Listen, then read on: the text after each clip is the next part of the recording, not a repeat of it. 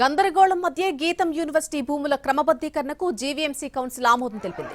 15వ అంశంపై చర్చ లేకుండానే ఎజెండాను ఆమోదించినట్టు మేయర్ ప్రకటించారు.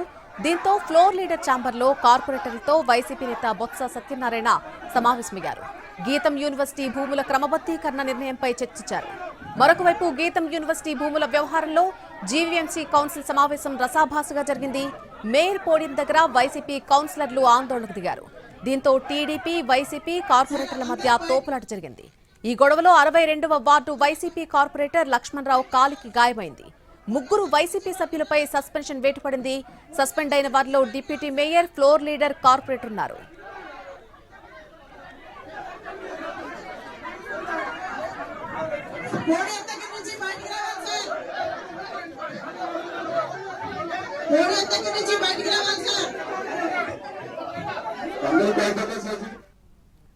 చట్టాన్ని చేతుల్లోకి తీసుకుని ఇష్టారాజ్యంగా జీవీఎంసీలో మేయర్, కూటమి కార్పొరేటర్లు ప్రవర్తించిన తీరు దారుణమన్నారు ఎమ్మెల్సీ బొత్స.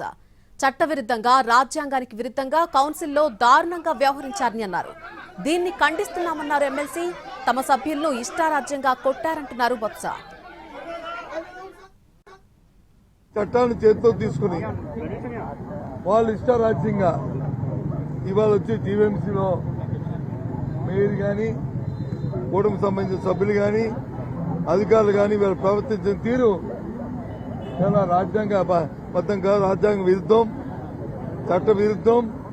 దీన్ని ఖండిస్తున్నాం పూర్తిగా. మా సభ్యులు సుమారు 10 మందిని బలముందని, జులుముందని 10 మంది మా సభ్యులకి దెబ్బలు తగిలాయి. ఇప్పుడు అక్కడికి వెళ్తాం, చూపెడతాం.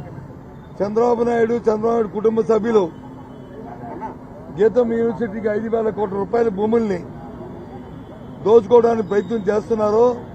ఆ ప్రయత్నంలో భాగంగా కౌన్సిల్లో తీర్మానం పెట్టిన తీర్మానం.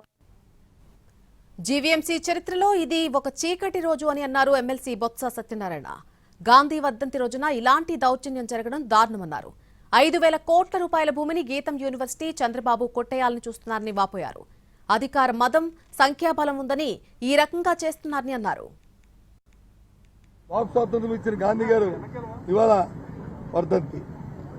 ఆ రోజునాడు ఇలాంటి దుర్మార్గం ఎందుకు మహానుభావుని అందుకేనా ఇలాంటి దోపిడీ కోసమైనా మాకు స్వాతంత్రం ఇచ్చావు బాబు. ఇలాంటి దోపిడీదారులను వచ్చి ఇవాళ అవకాశం కల్పించారు మా పూజ్యబాబుజీ గారు. మీ ఆత్మహత్య చూడండి, ఇది న్యాయమా చెప్పండి. 5,000 కోట్లు రూపాయి కాదు, పాపాయి కాదు, ఇది కాదు. 5,000 కోట్లకు సంబంధించిన భూమిని 54 ఎకరాల 79 సెంటుని ఏ రకంగా ఇవాళ తెలుగుదేశం పార్టీ, చంద్రబాబు నాయుడు కుటుంబ సభ్యులు దోచుకుంటున్నారో, ఏ రకంగా భారతీయ జనతా పార్టీ అలాగే జనసేన పార్టీ దాన్ని సమర్థిస్తుందో దయచేసి విశాఖపట్నం ప్రజలే కాకుండా రాష్ట్ర ప్రజలందరినీ కూడా